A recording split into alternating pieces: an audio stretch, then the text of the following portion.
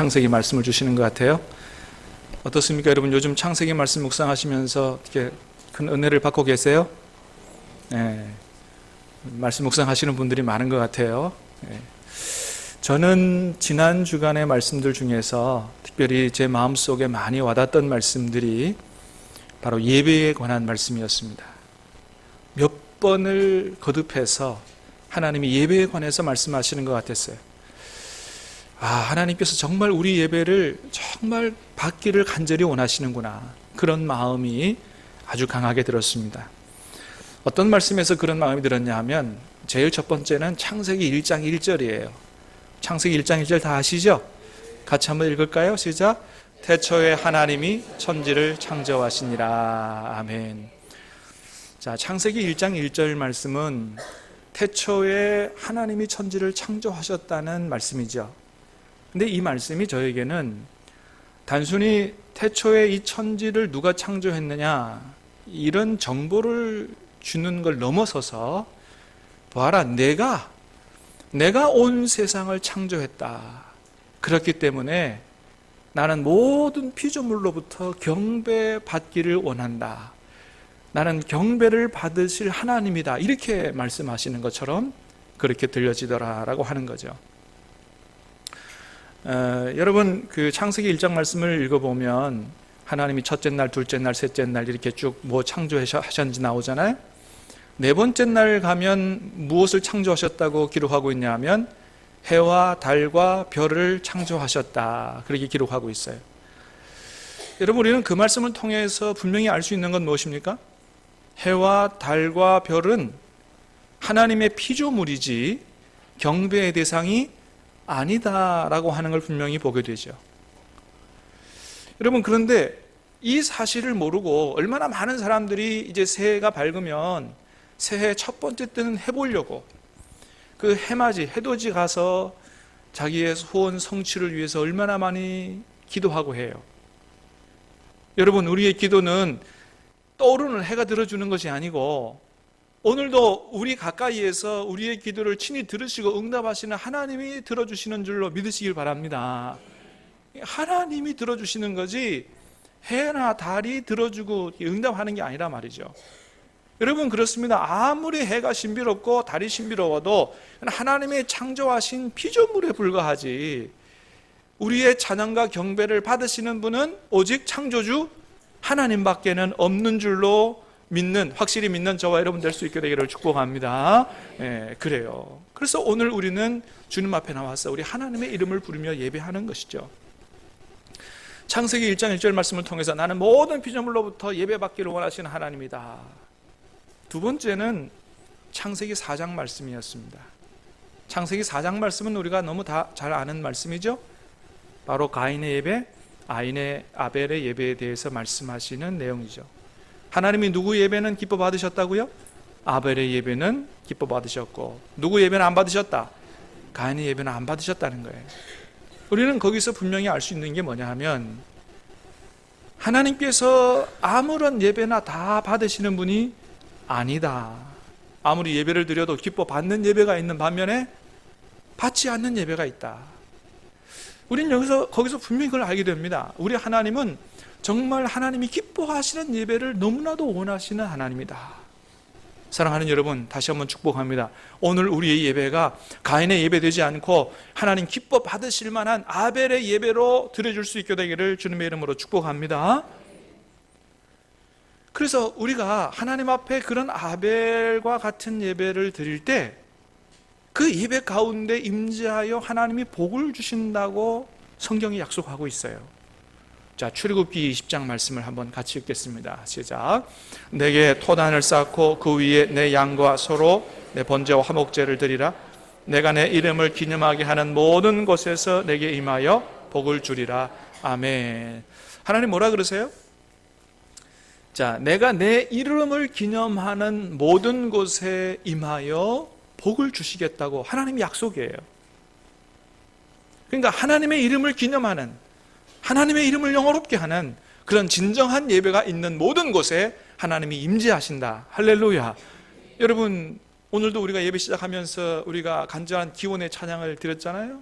이곳에 오셔서 이곳에 앉으소서, 이곳에 임재해 달라고, 주님을 만나는 예배 되게 해달라고 하나님이 약속하십니다. 진정한 예배가 있는 곳에 임재하여 복을 주신다고 말씀하고 있어요. 그래서 아벨의 예배, 가인의 예배를 뒤로 쭉 말씀을 읽어가면 창세기 5장 가서는 예배를 제대로 잘 드린 아벨의 가문이 어떻게 되는지, 예배를 실패한 가인의 가문이 어떻게 되는지를 창세기 5장에서 그대로 보여주고 있어요. 하나님 앞에 온전한 예배를 잘 드린 아벨의 가문은 어떻게 됐습니까? 먼저 하나님께서 아벨 대신에 셋을 주시고, 그 다음에 셋이 에노스를 낳은 이후에 그 아벨의 가문이 제일 먼저 한 일은 이거였다고 성경이 기록하고 있어요. 자, 창세기 4장 26절을 말씀을 보겠어요. 시작. 셋도 아들을 낳고 그의 이름을 에노스라 하였으며 그때 사람들이 비로소 여호와의 이름을 불렀더라. 아멘. 즉 셋이 아벨 대신에 주신 자식이거든요. 그러니까 아벨의 후손이라는 거예요. 그 다음에 셋도 에노스를 낳고 그때의 사람들이 비로소 뭐를 불렀다고요? 여호와의 이름을 불렀다. 이게 뭔 얘기냐 하면 하나님 앞에 예배 드렸다라고 하는 거예요.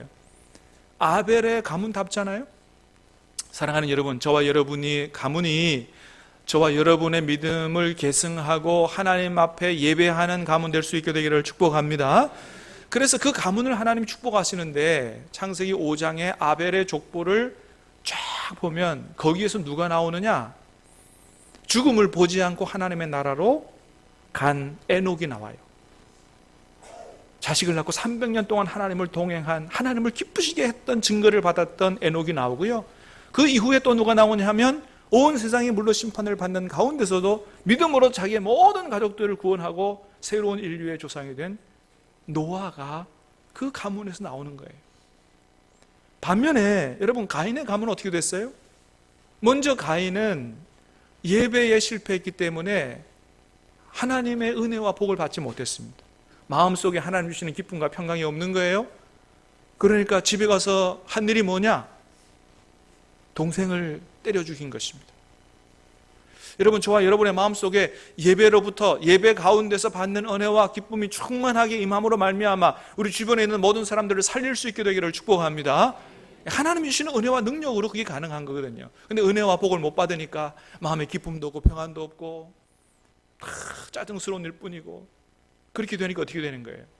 우리의 말 한마디로, 행동 하나로 다른 옆에 있는 사람들에게 피해를 주고 상처를 주고 죽이고 그렇게 되는 거예요. 가인이 그랬다는 것입니다. 그래서 그 죄로 말미암아 결국 어떻게 되니까 하나님의 심판을 받아 하나님 앞에 쫓겨나게 됩니다. 하나님 안에서 하나님 앞에 살지 못하고 하나님 앞에 쫓겨나서 어디가 살았냐 하면 에덴 동쪽에 놋 땅에 가 살았다. 그 놋 땅의 뜻이 뭐냐 하면 유리방황이란 뜻이에요. 하나님 앞에서 살지 못하니까 하나님 없는 곳에서 사는 삶은 다 유리방황하는 거예요. 여러분, 질서 잡힌 삶, 복된 삶은 하나님 안에서 사는 삶인 줄 믿습니다. 하나님 안에서 하나님과 함께 사는 삶은 질서 있는 삶이 되거든요. 모든 방황, 유리방황을 끝내고 하나님 앞에서 복된 삶이 되는데 가인은 그렇지 못했다. 이 모든 것들이 다 예배의 실패함으로부터 시작이 됐다. 그래서 그 이후의 자손들도 보면 가인의 6대 손에 가면 라멕이라는 사람이 나와요. 이 라멕이라는 사람은 얼마나 더 포악한 사람이 됐는지 자기가 입은 타박상 때문에 소년까지 죽이는 아주 극악무도한 살인자가 그 후손 중에서 나오게 됐다. 이게 창세기 4장 5장에서 보여주는 하나님의 말씀이에요. 얼마나 무섭습니까? 사랑하는 여러분, 간절히 바라기는 먼저는 저와 여러분이 하나님 앞에 우리 예배를 받으시기를 간절히 원하시는 하나님 앞에 아벨과 같은 온전한 예배자로 서서 예배를 하나님 기뻐 받으시도록 잘 드리는 한 해 됨으로 말미암아 예배 시간마다 하나님의 은혜와 복을 받고 주님 만나게 되고 풍성한 은혜로 우리 주변에 있는 모든 사람들을 다 살리고 우리 자손들까지 복을 받는 그런 저와 여러분의 가문이 다 될 수 있게 되기를 주님의 이름으로 축복합니다. 자, 그러면 여러분, 어떻게 하면 이렇게 아벨처럼 하나님께서도 아주 기뻐하시고 또 우리도 주님 만나 복을 받는 그런 예배를 드릴 수 있을까? 그걸 깊이 생각하는 가운데 그런 예배는 바로 지성소로 들어가는 예배다. 그런 생각이 들었어요. 한번 따라하겠습니다. 지성소로 들어가는 예배. 예, 지성소로 들어가는 예배를 드리자. 저는 정말 그랬으면 좋겠어요. 우리 신함교회 예배가 매 예배마다 지성소로 들어가는 예배. 여러분, 지성소로 들어가는 예배, 지성소는 어떤 곳이에요? 하나님이 임재하여 계신 곳이죠. 구약 성경에 보면 지성소에 대해 잘 나와 있어요. 하나님이, 원래는 하나님께서 하늘에 계셨고, 또 죄를 범한 인간이 하나님 앞에 쫓겨나서 하나님과의 관계가 단절됐는데, 하나님께서 이 땅에 인간을 찾아오셔서 임재하신 곳, 그곳이 바로 지극히 거룩한 성소라 그래서 지성소다. 출애굽기의 지성소에 대한 말씀을 한 구절 읽어보겠습니다. 출애굽기 25장 22절 시작. 거기서 내가 너와 만나고 속죄소 위 곧 증거계 위에 있는 두 그룹 사이에서 내가 이스라엘 자손을 위하여 내게 명령할 모든 일을 내게 이르리라. 아멘. 자, 먼저 지성소에서 뭐라 그러세요? 내가 거기서 너와 만나고, 또 맨 뒤에 보니까 거기서 내게 명령할 모든 일을 내게 이르리라. 지성소는 어떤 곳이에요? 하나님을 만나는 곳이고 하나님의 음성을 듣는 곳이에요. 비록 구약시대 때는 대제사장 밖에, 그것도 1년에 하루밖에는 지성소로 못 들어가지만 어쨌든 하나님을 직접적으로 만나고 하나님의 음성을 생생하게 들을 수 있는 곳이 어디냐? 지성소라고 하는 곳이었습니다. 그런데 여러분, 오늘은 우리가 지성소로 들어가자 그러면 굉장히 이게 듣기 좋은 얘기고 아주 기쁜 얘기고 이렇지만은, 구약 성경에서 구약시대 당시에는 지성소로 들어가는 일은 대단히 두렵고 떨리는 일이었습니다. 그래서 이 대제사장 같은 경우는 이제 1년에 하루 대제사장이 지성소로 들어가는 날이 가까이 오면 아예 집에서 나와서 일주일 동안은 성소에 기거하면서 그 들어갈 날을 준비했다 그래요. 그리고 들어가는 당일 날도, 이게 뭐 전승에 있는 얘기라고 생각됩니다만은, 오른발 쪽에 이렇게 끈을 묶어가지고 그렇게 해서 들어갔다 그러죠. 원래 대제사장 옷 맨 끝에 보면 방울이 달려 있습니다. 왜 그래요? 지성소에는 아무도 못 들어가기 때문에, 지성소에서 대제사장이 이 사역을 일을 할 때 어떻게 해요? 방울 소리가 나잖아요. 아, 안 죽었구나 알 수 있는 거죠. 근데 방울 소리가 안 난다. 그건 뭐예요? 잘못하다가 죽는 거죠. 그러면 누가 들어가서 그 대제사장을 꺼냅니까? 그러니까 그 끈으로 잡아당겨서 꺼냈다, 이런 얘기가 있는데, 자, 이렇게 지성소는 하나님을 만나는 영광스럽고 복된 자리이긴 하지만 죄인된 인간에게는 잘못하면 죽을 수밖에 없는 아주 그런 굉장히 두려운 장소가 지성소였어요. 자, 그런데 그 지성소가 이제는 활짝 열려져서 어느 누구나 예수님의 이름만 의지하면 들어가서 하나님을 만날 수 있게 됐다고 하는 것입니다. 할렐루야. 어느 누구라도, 저와 여러분 모두가 다 지성소로 들어가 하나님을 만나고 하나님의 음성을 들을 수 있게 됐다. 누구 때문에? 예수님 때문이라는 거예요. 예수님 때문에. 자, 오늘 읽은 말씀 우리가 분명히 말씀해주고 계시죠? 19절 20절 시작. 그러므로 형제들아, 우리가 예수의 피를 힘입어 성소에 들어갈 담력을 얻었나니 그 길은 우리 위하여 휘장 가운데로 열어놓으신 새로운 살 길이요 휘장은 곧 그의 육체니라. 아멘. 자, 저기 휘장은 지성소 휘장을 얘기해요. 원래는 이 지성소, 하나님 계신 곳에 어느 누구도 함부로 나갈 수 없기 때문에 이 커튼으로, 휘장으로 쳐져 있었어요. 하나님과 단절을 의미하죠. 자, 그런데 예수님이 십자가에 돌아가실 때 저 지성소 휘장이 어떻게 됐다고요? 둘로 찢어졌다. 무슨 얘기입니까? 이제는 어느 누구라도 예수님을 의지하고 나아가면 지성소로 다 들어가서 하나님을 만날 수 있다. 그 길이 열렸다고 하는 것입니다. 아니, 사실은 이제는 우리가 지성소로 들어가서 하나님을 만나기를 원한다, 이걸 넘어서서 우리는 반드시 지성소로 들어가 하나님을 만나는 그런 예배, 그런 삶을 살아야 됩니다. 왜요?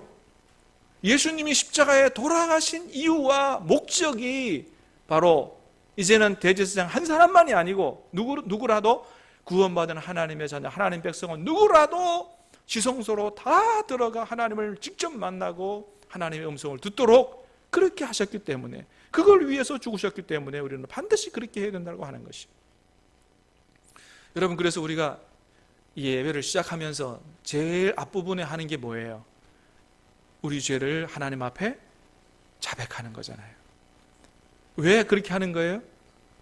우리가 정말 정결한 몸과 마음으로 하나님께서 기뻐 받으시는 예배를 드릴 뿐더러 우리가 우리의 모든 죄를 예수님의 보혈로 깨끗이 씻고 나서 지성소로 들어가 주님을 만나 뵙는 예배를 드리기 위해서 그렇게 하는 것입니다. 여러분, 우리를 하나님의 임재 안으로 데려다 주는 것은 오직 우리 주 예수 그리스도의 보혈밖에 없는 줄로 믿으시기를 바랍니다. 그래서 우리는 오직 예수님의 보혈을 의지하고, 예수님의 보혈을 의지하는 길 외에는 하나님 뵐 길이 없다. 예수님의 보혈을 의지하고 예배를 드려야 하는 것입니다. 자, 여러분, 우리가 지성소로 들어가 하나님을 만나는 예배를 드리면 어떤 복을 받게 되느냐? 우리가 사는 복을 받게 된다는 거예요. 여러분, 왜 우리가 지성소로 들어가는 예배를 드려야 된다고요? 그 길이 우리가 사는 길이기 때문이라는 거예요. 자, 20절 말씀을 다시 한번 읽어보겠습니다. 시작. 그 길은 우리를 위하여 휘장 가운데로 열어놓으신 새로운 살 길이요, 휘장은 곧 그의 육체니라. 자, 그 길은 어떤 길이라고요? 새로운 살 길이요. 그 길이 바로 우리가 살 길이라고 말씀해주고 있습니다.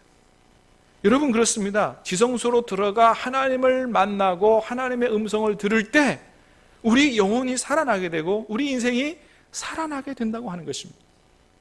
오늘 이 시간도 여러분 지성소로 들어가 주님을 만나고 주님의 음성을 들음으로 말미암아 저와 여러분의 영혼이 살아나고 인생이 살아날 수 있게 되기를 주님의 이름으로 축복합니다.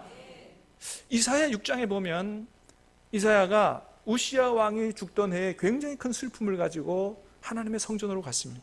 그 하나님 앞에 하나님의 성전으로 가서 거기서 하나님을 만나게 되는 장면이 이사야 6장에 기록되어 있어요. 자, 그때 이사야가 받은 복이 뭐냐?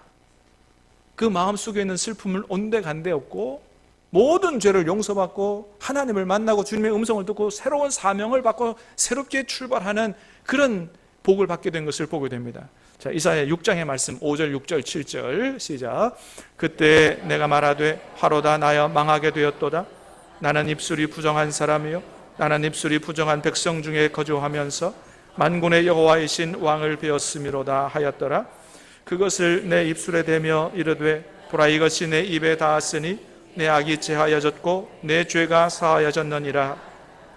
내가 또 주의 목소리를 들으니 주께서 이르시되 내가 누구를 보내며 누가 우리를 위하여 갈까 하시니 그때에 내가 이르되 내가 여기 있나이다 나를 보내소서 하였더니. 아멘. 여러분, 이사야가 슬픈 마음을 가지고 하나님 앞에 가서 하나님을 뵀습니다. 나로 망하게 됐다고 그렇게 고백했지만 그러나 하나님 만나는 그 사건이 망하게 된 게 아니고 어떻게 해요? 모든 죄를 용서받고 새롭게 되고 주님을 만나고 거기서 주님의 음성을 듣고 누가 우리를 위하여 갈고 생생한 주님의 음성을 듣고 주님 내가 여기 있사오니 나를 보내달라고 주님 앞에 위대한 선지자로 부름받는 그런 놀라운 복을 받은 게 바로 하나님 만나는 사건이었습니다. 여러분, 엘리야도 마찬가지죠. 엘리야, 갈멜산상에서 바알 선지자 450명과 싸워서 승리한 엘리야, 이세벨의 협박 때문에 급격한 영적 침체 속에 빠져서 도망가기 시작했습니다. 멀리 도망갔습니다. 광야까지 들어가서 하나님 나는 도저히 이제는 못합니다. 차라리 나를 죽여달라고 그렇게 영적 침체 가운데 부르짖던 그 엘리야 거기서 하나님을 만나고 어떻게 됐습니까? 새 힘을 얻어서 40주야를 걸어서 호렙산에 당도하게 됐다고. 거기서 다시 하나님을 만나고 하나님께로부터 새로운 사명을 부여받고 제2의 인생을 시작하게 되는 놀라운 역사가 하나님을 만나는 역사였다고 하는 거예요. 여러분, 그렇습니다. 이렇게 우리가 하나님을 만나게 되면 큰 슬픔을 당한 사람도 깊은 영적 침체에 빠진 사람도 주님을 만나면 새로운 힘을 얻고 새로운 인생을 살게 된다고 하는 것입니다. 사랑하는 여러분, 저와 여러분의 모든 삶이 이렇게 될 수 있게 되기를 주님의 이름으로 축복합니다. 근데 성경을 보면 다 그랬어요. 모세도 그랬고요, 바울도 그랬고요, 제자들도 십자가 앞에 다 도망갔지만 다시 자기를 찾아오신 예수님을 만나고 새로운 인생을 살게 됐던 것을 보게 됩니다. 여러분, 하나님을 만나면 이렇게 우리의 영혼이 살아나게 되고 우리가 새로운 인생을 살게 된다. 영혼이 잘됨같이 범사가 잘 되고 하나님 기뻐하시는 삶을 다시 출발하는 그런 새해, 새 아침 될 수 있게 되기를 주님의 이름으로 축복합니다. 그래서 주님이 우리를 이렇게 초대하시는 거예요. 이사야 55장 말씀을 읽겠습니다. 시작. 너희는 귀를 기울이고 내게 나와 들으라. 그리하면 너희 영혼이 살리라. 아멘. 지성소로 들어오고 거기서 나를 만나고 내가 말하는 내 음성을 들으라는 거예요. 그러면 너희 영혼이 살리라고 말씀하십니다. 여러분, 우리 하나님 살아계신 줄로 믿습니다. 우리의 기도를 들으시는 줄로 믿습니다. 기도만 들으시는 게 아니고 친히 말씀하시는 하나님이신 줄로 믿습니다. 특별히 지금, 오늘도 지금 여기에서 우리 하나님은 말씀하신다는 사실을 기억하시길 바랍니다. 여러분, 요한계시록 2장에 보니까 부활하신 주님께서 교회 안에 거니시는 분이라고 말씀하십니다. 교회 안을 거니시는 분이다. 그래서 교회 안에 계시기 때문에 교회에서 일어난 모든 일들을 다 안다고 하셨어요. 에베소 교회 내가 너희의 인내도 알고 수고도 알고 헌신도 알고 다 안다. 그래서 말씀하셨어요. 너희가 이것은 칭찬받아야 되고 이것은 고쳐야 된다. 여러분, 주님이 우리 가운데 계시고 우리의 모든 일을 다 알고 계시고 오늘도 우리 예배를 받으시고 오늘도 우리에게 친히 말씀하시는 하나님이신 줄로 믿습니다. 구약시대에만 말씀하시는 하나님이 아니고 신약시대에만 말씀하시는 하나님이 아니고 오늘도 지금 여기에서 우리에게 하나님께서 꼭 우리가 들어야 될 생명의 말씀을 말씀하시는, 저의 부족함과 상관없이 하나님은 부족한 사람들을 통해서 하나님의 말씀인 성경을 기록하셨던 것처럼 부족한 주의 종들을 통해서 친히 말씀하시는 하나님이신 줄 믿으시기를 바랍니다. 그래서 우리는 하나님 앞에 나올 때 정말로 내가 하나님 앞에 드리는 예배가 하나님 기뻐 받으시는 예배, 예수님의 보혈을 의지하고 모든 죄를 용서받고 지성소로 돌아가 주님을 만나는 그런 예배 되기를 기대하면서 여러분 나오셔야 되고, 여러분 모든 찬송 중에, 기도 중에, 여러분 말씀 중에 주님을 만날 수 있게 되기를 축복합니다.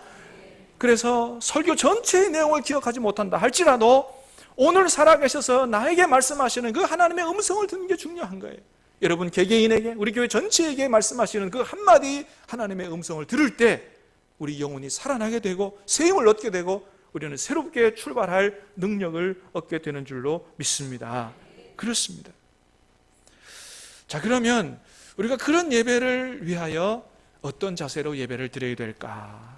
자, 22절 말씀을 읽겠습니다. 22절 시작. 우리가 마음의 뿌림을 받아 악한 양심으로부터 벗어나고 몸은 맑은 물로 씻음을 받았으니 참 마음과 온전한 믿음으로 하나님께 나아가자. 아멘. 자, 우리가 마음의 뿌림을 받아 악한 양심으로부터 벗어나고 몸을 맑은 물로 씻었으니, 예수님의 보혈을 의지하고 우리의 모든 죄를 씻었으니 이제는 어떻게 하나님께 나아가자고요?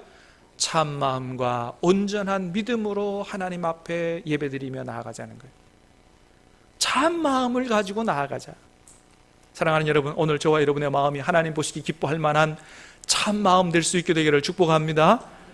여러분, 그 마음은 어떤 마음일까요? 하나님 보시기 기뻐할 만한 그런 마음, 그거는 먼저는 정말로 예수님의 보혈로 우리의 모든 죄를 다 씻고 악한 양심으로부터 벗어난 마음, 우리 마음속에 악한 생각들이 전혀 남아있지 않은 정말로 깨끗한 마음, 다른 사람 미워하는 마음 하나 없이 저 하나님을 사랑하고 형제를 사랑하는 이런 마음을 가지고 나아가는 마음. 여러분, 주님이 말씀하셨어요. 예물을 제단에 드리다가 형제에게 원망 들을 만한 일이 생각나거든 어떻게 하고 와서 예배를 드리라? 먼저 가서 형제와 화해한 이후에 와서 예물을 드리라. 무슨 얘기예요? 주님께서 원하시는 예배는 어떤 예배예요? 형제와 미워하는 마음, 원망 들을 만한 일을 하는 그런 것이 없는 정말 깨끗한 마음을 가지고 하나님 앞에 와서 예배드리기를 원하시는 거죠. 그럴 때 주님께서 우리를 만나주시고 은혜를 부어주신다는 거예요. 두 번째는 하나님을 사랑하는 마음 아니겠어요? 여러분, 이 예배도 정말로 의무적으로 드리는 게 아니고 하나님을 사랑하는 마음으로 자원하여 드리는 예배 될 수 있게 되기를 바랍니다. 나를 창조하신, 나를 구원하신 내 생명의 주인 되신 하나님 앞에 정말로 오늘 내가 이 세상에서 드릴 마지막 예배를 드리는 심정으로, 여러분 그렇잖아요. 하나님이 우리를 언제 불러가실지 몰라요. 오늘 예배가, 이 예배가 내가 이 땅에서 드리는 마지막 예배일 수 있어요. 정말 그런 나를 창조하고 나를 구원하신 하나님 앞에 내가 이 땅에서 드릴 마지막 예배처럼 온전한 예배로, 하나님 기뻐 받으실 만한 예배로 드리고자 하는 그런 마음, 이런 마음으로 드리는 예배를 하나님이 기뻐하시고 은혜를 주시지 않겠냐 말이에요. 세 번째는 하나님 만나기를 사모하는 마음. 여러분 하나님 만나기를 사모하시고 기대하시기를 바랍니다. 잠언 8장 17절입니다. 시작. 나를 사랑하는 자들이 나의 사랑을 입으며 나를 간절히 찾는 자가 나를 만날 것이니라. 예레미야 29장 13절입니다. 시작. 너희가 온 마음으로 나를 구하면 나를 찾을 것이요 나를 만나리라. 아멘. 여러분 주님은 분명히 약속하십니다. 나를 간절히 찾는 자가 나를 만날 거다라고 말씀하세요. 여러분 오늘 이 예배 시간에서 분명히 주님을 만날 수 있는 줄로 믿으시기를 바랍니다. 사모하는 자, 정말 주님을 만나고 지성소로 들어가 주님 만나고 주님의 음성을 듣기를 원하는 사모하는 마음을 가진 사람을 하나님이 만나 주신다는 거예요. 그리고 말씀을 통해서 단순히 설교가 아니고 주님의 음성을 듣고 순종하고자 하는 그런 옥토박과 같은 마음, 이런 마음들이 하나님 앞에 예배 드리러 나오는 사람들의 참 마음이 아니겠느냐. 두 번째는 온전한 믿음으로 나아가라. 무슨 얘기예요? 예수님의 보혈을 의지하고 예수님의 이름으로 하나님 앞에 참 마음으로 온전한 예배를 드리면 하나님이 반드시 만나 주신다는 그런 믿음을 가지고 기대하며 예배를 드리라는 것입니다. 그렇게 예배를 드리는 사람, 이렇게 또한 이렇게 살라고 얘기해요. 첫 번째는 믿는 도리의 소망을 굳게 잡아라. 23절 말씀 시작. 또 약속하신 이는 믿으시니 우리가 믿는 도리의 소망을 움직이지 말며 굳게 잡고. 여러분 믿는 도리의 소망을 굳게 잡으시기를 축복합니다. 이게 뭐예요? 예수님 안에 살면 반드시 영원한 천국에 우리를, 완성된 천국에 우리를 데려가신다는 그 구원의 확신, 영원한 천국의 소망을 굳게 붙잡으시기를 바랍니다. 하나님께서 믿으시니, 신실하시니 반드시 이 약속을 지키실 것이라는 거예요. 그 다음엔 서로 돌아보아 사랑과 선행을 격려하는 삶을 살아라. 24절입니다. 시작. 서로 돌아보아 사랑과 선행을 격려하며. 초대교회는 로마 제국의 식민지 하에 있었기 때문에 믿음을 지키기가 너무 어려웠습니다. 그래서 믿음을 지키다가 순교당한 사람도 많고요. 때로는 순교당하지 않았지만은 경제적 불이익을 당해서 자기 모든 재산을 다 뺏기기도 했습니다. 그래서 그렇게 굉장히 어렵게 사는 사람들이 많았기 때문에 조금 여유가 있는 사람들은 자기 재산과 소유를 팔아서 어려운 형제들에게 나눠주는 이런 사랑의 실천을 하는 초대교회의 모습은 그런 모습이었습니다. 이렇게 사랑과 선행을 행하는 모든 성도들을 어떻게 해요? 서로 돌아보아 격려하고 칭찬하고 그런 삶을 더욱 살아갈 수 있도록 그렇게 힘을 북돋아 줘라. 마지막으로는 모이기를 피하는 사람들의 어떤 습관과 같이 하지 말라고 말씀합니다. 25절 시작. 모이기를 피하는 어떤 사람들의 습관과 같이 하지 말고 오직 권하여 그날이 가까이 옴을 볼수록 더욱 그리하자. 아멘. 당시에 믿음 지키기가 너무 어려우니까, 믿음 지키다 발각이 되면 온갖 핍박과 환난을 다 당하니까 우리 자주 모이지 말자, 그런 사람들이 아마 있었던 것 같아요. 그렇게 안 모이다 보니까 한 번 빠지니 두 번 빠지게 되고, 두 번 빠지니 세 번 빠지게 되고, 그러다 보니까 아예 안 모이는 게 습관이 된 그런 사람들도 있었다는 것입니다. 여러분 그렇잖아요. 예배 한 번 빠지기 어렵지요. 한 번 빠지면 두 번 빠지기 쉬워지고, 두 번 빠지면 세 번 빠지기 쉬워지고, 그러다 보면 나중에 어떻게 될까요? 믿음을 잃어버리게 되는 것입니다. 다시 말하면 여러분, 우리의 믿음을 지키는 방법 중에 하나가 뭐라는 거예요? 예배 잘 지켜서 드리는 거. 이게 우리의 믿음 지키는 아주 중요한 방법 중에 하나라는 거예요. 그렇잖아요. 믿음이 약해지면 금방 드러나는 게 뭐예요? 예배에 대한 간절함이 덜해진다라고 하는 것이죠. 여러분, 이렇게 지금 이 세상에서 죄의 유혹이 강력한 이 시대에서 우리의 믿음을 지키는 아주 중요한 방법 중에 하나가 뭐냐? 바로 예배를 드리러 자주 모이는 것. 이게 우리의 믿음을 지키는 것이다 라고 하는 것입니다. 사랑하는 여러분, 우리 교회는 모이기를 패하는 어떤 사람들의 습관과 같이 하지 말고 서로 권면해서 우리 예배 드리러 가자, 은혜 받으러 가자, 서로 권면해서 예배 드리러 자주 잘 모일 수 있게 되기 바라고, 모일 때마다 주님의 보혈을 의지해서 지성소로 들어가는 예배, 주님을 만나는 예배, 새 은혜와 복을 받는 예배 됨으로 말미암아 저와 여러분이 새 힘을 얻고 새롭게 출발하는, 우리 가문도 복을 받는 그런 한 해 될 수 있게 되기를 주님의 이름으로 축복합니다. 우리 같이 찬양 드리고 기도하겠습니다. 우리